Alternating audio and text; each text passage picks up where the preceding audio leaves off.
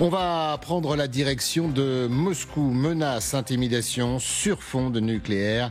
Moscou qui décide de mettre, vous allez le voir, la pression sur l'OTAN. Depuis hier, les déclarations se multiplient à l'heure où l'Alliance est mise à contribution pour livrer des armes à l'Ukraine. Le plan Trump pour aider Kiev n'est absolument pas passé du côté du Kremlin, à l'image des propos tenus hier par Dmitri Medvedev, le vice-président du Conseil de sécurité de la Russie. Écoutez. La nature perfide de l'Occident et son sentiment déformé de supériorité sont toujours évidents. Nous devons donc agir en conséquence, en ripostant pleinement, voire en lançant des frappes préventives, si nécessaire. Du coup, du côté du Kremlin, on lance ses chiens de garde et notamment les propagandistes. Et illustration hier soir à la télévision d'État avec le plus zélé d'entre eux, Vladimir Soloviev. Voilà ce que ça donne.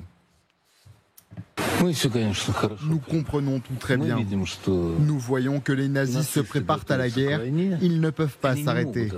L'Europe est vouée à la guerre avec la Russie et tant que nous ne la frapperons pas de manière préventive, elle ne s'arrêtera pas. Arthur Königsberg, alors ce discours, on l'a déjà entendu au début de la guerre, c'est par étapes. Mais on pensait que les choses allaient changer. Pas du tout. Pas du tout. Il n'y a aucune raison objective pour le Kremlin ou les propagandistes de changer de discours. Aucune raison. Et ils sont toujours dans la même démarche. La première est celle de préparer petit à petit les esprits russes à une confrontation directe avec l'Europe ou l'Occident. Mais la deuxième étape, c'est aussi qu'effectivement ces débats s'intègrent et qu'on débatte effectivement sur les plateaux télé, ce qu'on fait actuellement, autour de ces déclarations, et qu'effectivement, les éléments de langage du Kremlin pénètrent dans notre débat public. C'est une partie de la guerre informationnelle menée par le Kremlin en Europe.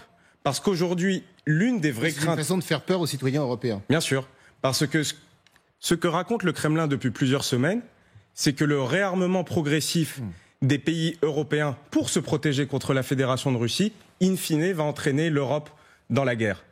C'est ça, c'est très pervers et on le voit dans beaucoup de pays européens, pas qu'en France, mais en Roumanie, en Hongrie, en Slovaquie, en Allemagne aussi, qu'effectivement les efforts budgétaires, militaires qui sont demandés par les responsables politiques européens, effectivement, peuvent effrayer une partie de la population qui, lorsqu'ils sont confrontés à ces images, ces débats et ces mots, effectivement, peuvent se dire « on va vers la guerre ». Aline, et à chaque fois, ça correspond au moment où l'Ukraine reçoit, j'allais dire, le plus d'aide.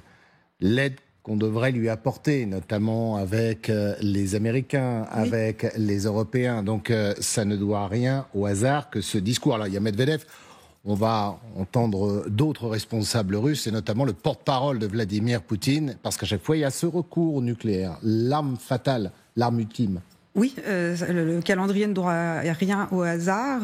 Ils sont furieux parce qu'ils ont essayé pendant des semaines et des semaines, sous couvert de négociations, d'envisager du dialogue, des cessez-le-feu, de balader l'administration à Washington, avait deux finalités. Un, lever les sanctions. Deux, couper l'aide militaire américaine aux Ukrainiens. Manifestement, même si les déclarations sont loin d'être parfaites, même s'il reste du cynisme, même s'il n'y a toujours pas assez, même si c'est pas encore très précis. Il n'empêche qu'il y a eu un revirement quand même à Washington, sachant que la pression elle est mise maintenant sur la Russie, l'agresseur, et non sur l'Ukraine, l'agressée. Et ça, ils sont furieux parce que c'est des mois d'énergie qu'ils ont mis à profit pour essayer d'obtenir ça de Washington, et ça n'a pas marché aussi. Le coup de bluff n'a pas fonctionné. C'était à la hauteur de leur déception, c'est ce que vous nous dites. En fait, ils viennent de perdre une bataille, pas la guerre, je dis pas la guerre, mais ils viennent de perdre une bataille, donc ils se furent, donc ils saturent et je suis d'accord avec Arthur sur la finalité de cela, donc ils reviennent à leur marronnier éternel, c'est-à-dire nucléaire, faire peur aux populations européennes et maintenir la société en interne dans quelque chose d'évidemment gardé, sous couvert de renversement, parce que c'est le renversement, ils renversent tout le temps, toujours. C'est-à-dire que c'est eux qui agressent, tout en expliquant que finalement, on est obligé de se protéger, ça veut dire, enfin bref, ils essayent d'emmêler tout ça dans leur éternel renversement et de projeter leur turpitude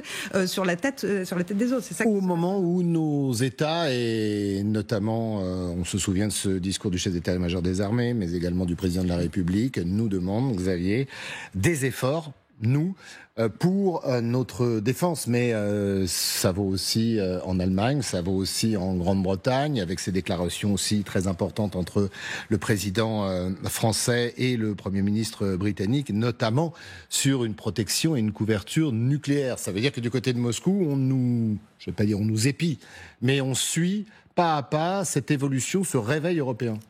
Plus les Occidentaux, les Européens en l'occurrence, se mettent ou tentent de se mettre en ordre de bataille, alors de plein de façons différentes, réindustrialisation dans le domaine de la défense, augmentation des budgets, prise de conscience de la menace russe, telle qu'expliquée notamment par le chef d'état-major, plus les Russes agitent, font de l'agite-propre en fait, et ils mettent sous pression les opinions publiques.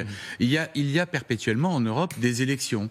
Il y en aura en France en 2027, il y en aura, c'est pas en Europe mais c'est tout proche, en Moldavie à l'automne prochain. Il faudra les surveiller de très très très près, parce que mettre en tension les sociétés, c'est en quelque sorte assurer pour le Kremlin de pouvoir peser sur ces élections en disant aux citoyens européens, si vous choisissez mal vos dirigeants, eh bien vous aurez la guerre avec la Russie, parce que nous serons bien obligés de nous défendre. C'est toujours ce même propos dont parlait Aline. La Russie n'est jamais l'agresseur. La Russie ne fait que se défendre contre des puissances étrangères, sous couvert de l'OTAN, les États-Unis, qui veulent l'agresser en permanence. Or, c'est très exactement le contraire qui se passe, mais dans certaines opinions publiques, ça fonctionne très très bien. Oui, mais ça fonctionne très très bien, ça fonctionne aussi, Arthur, dans les deux sens. C'est-à-dire que quand nos dirigeants nous demandent plus d'efforts pour nous armer, quand vous avez un certain nombre de pays ou de services de renseignement, je pensais à l'Allemagne, mais la Grande-Bretagne également, qui disent que à l'aube de 3 à 5 ans, il y aura peut-être, ou vers très certainement, une confrontation directe avec la Russie. Donc, des deux côtés, ça fonctionne. Ça nous permet aussi, quand on entend ce discours, de voir peut-être un vrai visage et de nous préparer. Oui, il y a effectivement beaucoup plus de lucidité aujourd'hui qu'il y a quelques années, à la fois chez nos responsables politiques, militaires et diplomatiques, et même nos forces intellectuelles par rapport à la Fédération de Russie. Mais ces discours-là étaient déjà des discours latents en Fédération de Russie avant le 24 février 2022. Mais nous n'écoutions pas assez, nous ne les regardions pas assez, et surtout nous ne les prenions pas suffisamment au sérieux. Ce qu'ils mettaient eux au cœur de leur débat. Pardon, je vous laisse finir, je suis désolé, juste une précision pour celles et ceux qui nous regardent. Beaucoup, je me souviens, au tout début de cette guerre, on s'est moqué de ce monsieur, Dmitri Medvedev. Certains le disaient, adorateur de la dive bouteille. Mais en fait, c'est très compliqué parce que non, il fallait l'écouter, c'est ce que vous nous dites. C'est-à-dire que ces gens-là, ils avaient des choses à dire et souvent ils sont le porte-parole de quelque chose. On aurait gagné certainement énormément de temps et énormément en stratégie si nous avions pris Poutine au mot dans un ensemble de ses discours depuis le discours à Munich en 2007. Nous aurions gagné énormément de temps. Mais nous n'avons pas voulu prendre la Fédération de Russie au sérieux. Et surtout, nous avons également été intoxiqués par une partie de sa propagande. Parce qu'aujourd'hui, en Europe, et beaucoup en France, une grande partie, soit de la population, soit des élites, explique toujours que la montée en agressivité russe vis-à-vis de l'Europe est due à une chose, l'élargissement de l'OTAN.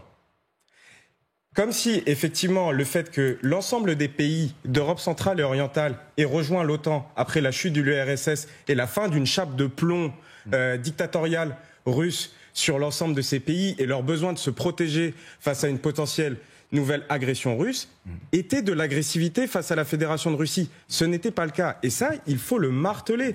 Comme aujourd'hui, il faut marteler que le réarmement progressif des pays européens, c'est pour dissuader la Fédération de Russie d'attaquer de nouveau. C'est dans la longue histoire russe, la volonté de créer un tampon entre la Russie et ce qu'ils appellent l'Occident, entre l'Allemagne, la France, la Grande-Bretagne, les États-Unis. Donc, c'est ce que disent tous les connaisseurs de Poutine. Pour discuter avec Poutine, il faut être fort. Si on est faible, de toute façon, on est. Ce qui est très intéressant à propos de Medvedev, rappelez-vous son arrivée à la présidence de la Fédération de Russie en 2008, quand il a remplacé juste pour une présidence, pour une échéance, Vladimir Poutine. Tout le monde en Europe voyait un homme libéral avec qui on pouvait parler, avec qui on pouvait construire. Et là, qu'est-ce qu'on a derrière? On a la Géorgie, on a 2014 l'Ukraine et toute la suite.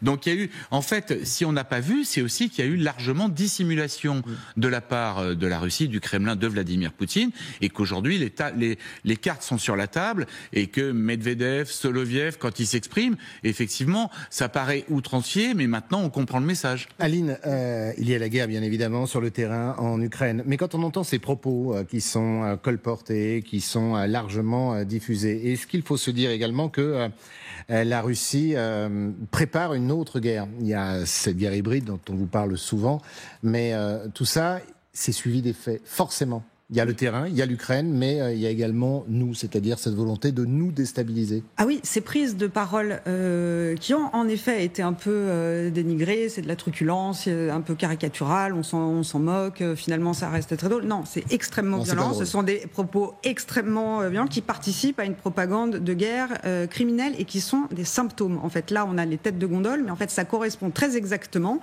à tout ce qui traverse l'espace informationnel russe, la société russe, les conversations des gens.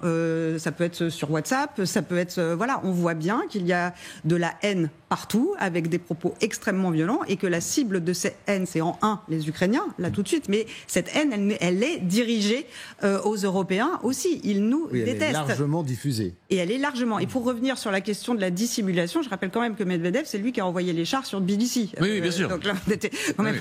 Et il passait pour le modéré. Donc il a envoyé des chars peut-être modérément, mais enfin, c'est comme ça. Ça a été traité à l'époque modérément d'ailleurs. Et ça a été à l'époque, c'est là où je voulais très exactement... Comme une victoire, mais en fait une large défaite des capitales occidentales, à commencer par Paris et Berlin. Ces deux propagandistes sont des symptômes de quelque chose d'extrêmement profond qui traverse